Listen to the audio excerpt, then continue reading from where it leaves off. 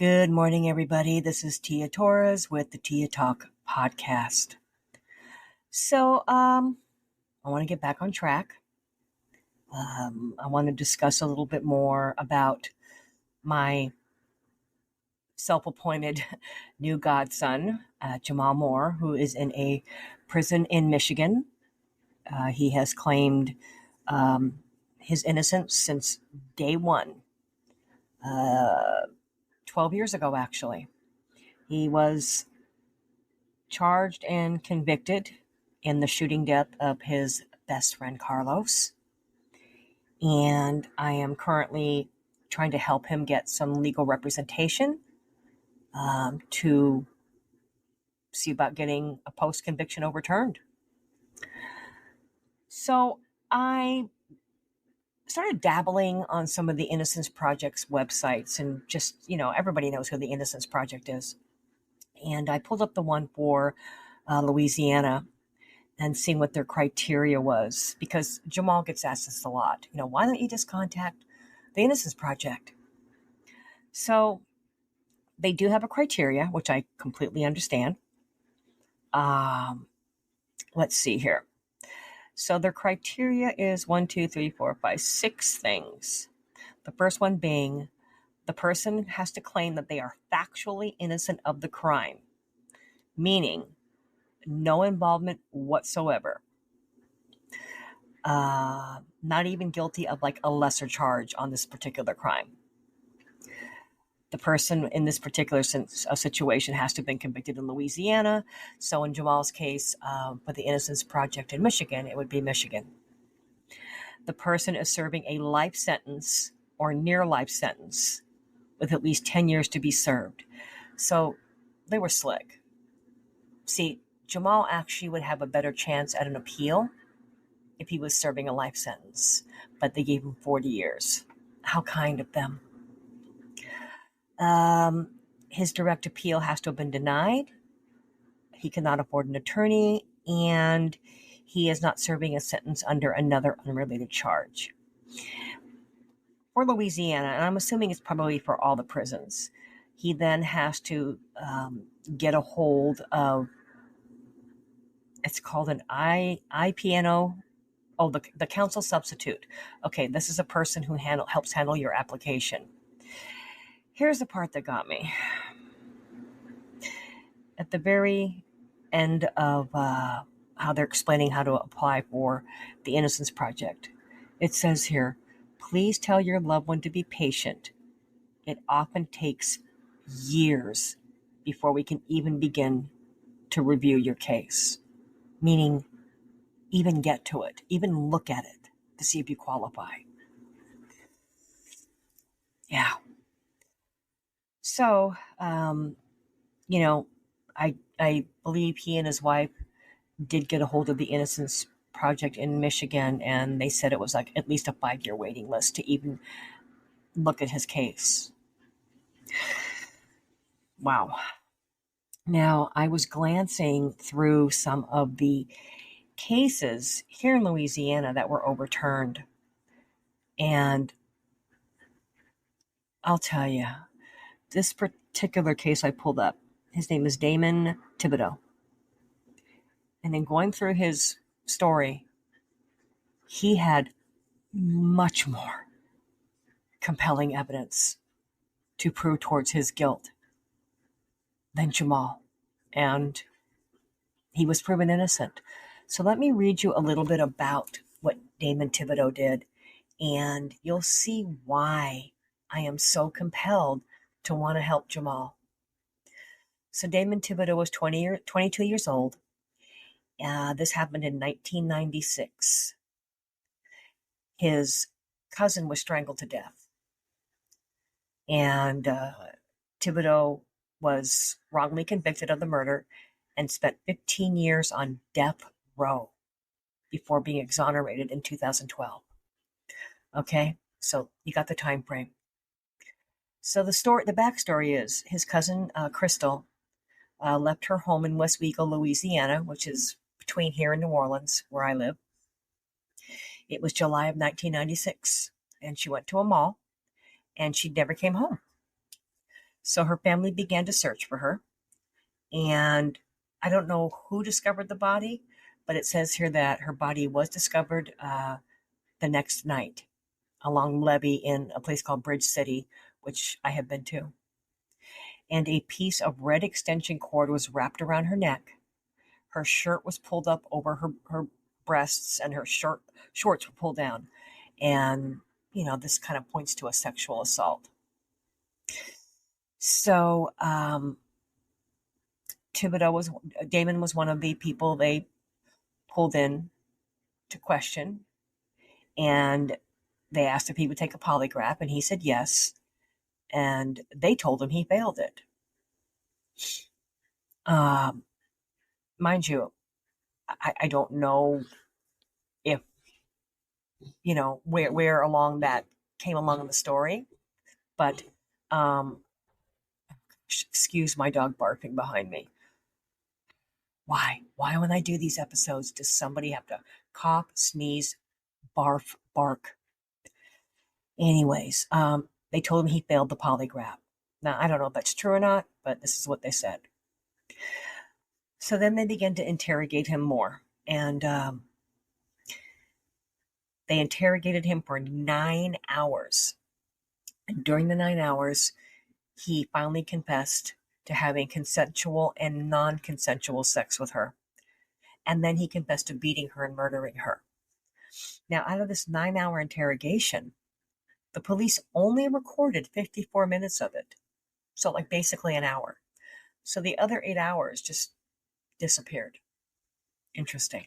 So interesting that the 1 hour they did record just happened to have him confessing. So Damon's confession, although is what got him convicted, turns out that there were many inconsistencies by the time, years later, attorneys started getting involved again. The first inconsistency that they found was that the claim of his is that he used his white, grayish speaker wire from his car to strangle his cousin. But remember now, the one they found around her neck was red. Although he claimed doing what he did to her, and including a sexual assault, these new forensic examiners could find no evidence of semen in her body.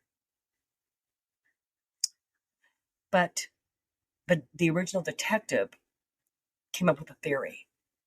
He said that the sexual assault did happen, but maybe post-mortem the maggots consumed the semen evidence. And then there were 2 eyewitnesses that testified they saw Damon Thibodeau pacing near the murder scene. And they even picked him out in a photo lineup. So it says here, despite any physical evidence linking Damon Thibodeau to the murder, I'm going to repeat that. Despite any physical evidence linking him to the murder, he was convicted and sentenced to death row. So in 2007, he's been in prison now, good 9 years. Finally, attorneys are starting to listen to him. And the district attorney for Jefferson Parish, out here in Louisiana, we don't have counties, we have parishes. So the district attorney of Jefferson Parish felt there was something not right and joined the investigation with the Innocence Project and the rest of Damon's legal team. Many new forensic specialists concluded that there was no physical evidence connecting Damon to the murder. They also concluded that the victim had not ever been sexually assaulted. The DNA on the cord was then tested again, and the DNA did not belong to Damon Thibodeau. Wow, sounding awfully familiar. They then re-interviewed the eyewitness who swore Damon Thibodeau was pacing near the crime scene. After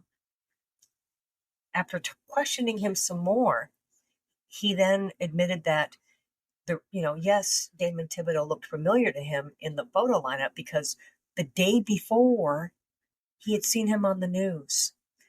And in fact, when they started matching up dates, the day that the eyewitness claimed to have seen Damon Thibodeau pacing near the crime scene, it turned out that Damon Thibodeau was already in custody, so it was not him. So everything Damon Thibodeau was a lie. What he said was a lie. And he said that he confessed because they threatened him with the death penalty. So he just confessed. And look at that. He got the death penalty anyways. But his fear of getting death during the interrogation was never told to the court.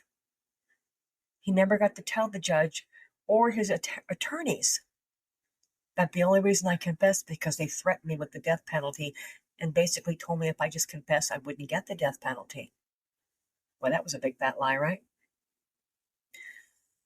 So, District Attorney Paul Connick Jr., yes, the same Connick as in Harry Connick's father, the singer, the musician, joined the Innocence Project, and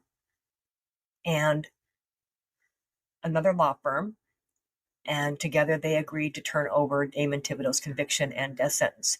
And he was released in September of 2012 after doing 16 years in prison, 15 of which were on death row, making him the 300th person exonerated through DNA testing.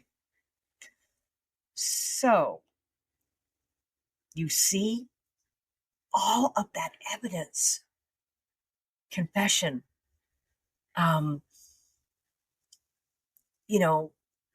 eyewitness. They claimed there was physical evidence, DNA. So much pointed to his guilt, and yet they proved it was all a big lie. So now you see why I'm so passionate about Jamal's case, because he has claimed innocence from day one. There were no eyewitnesses in his case. There was no physical evidence. There was no forensic evidence. There was no DNA. This kid was convicted based on his mom's hearsay statement. The same mom who, I quote, did not want her son's drama brought to her house. So, in my opinion, she made sure to get him off the street and arrested so that the person who did commit the murder of Carlos would stay away from her house because, hey, she got rid of the problem. Her son's in jail. So, I hope you were able to follow that. And I do implore you to go on the Innocence Project's website for your state and read through some of these cases. And then a story like Jamal Moore's doesn't sound so far-fetched after all. Well, with that, I bid you adieu. Have a good day. And always remember, my mission is to rescue. But you know what? I have to say, one day I hope I don't have to.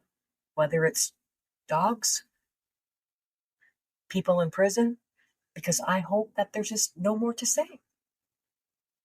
No more to rescue. That's what that means. All right, y'all. I'll talk to you tomorrow morning. Have a good day.